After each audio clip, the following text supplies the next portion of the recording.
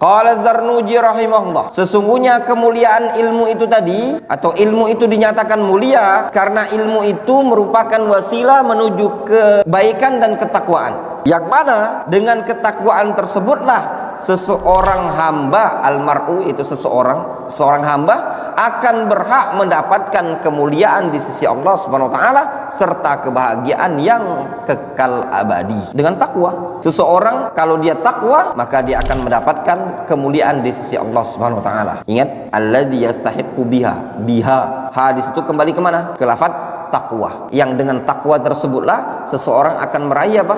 Al-karamah, kemuliaan di sisi Allah Subhanahu wa taala. Dalilnya apa?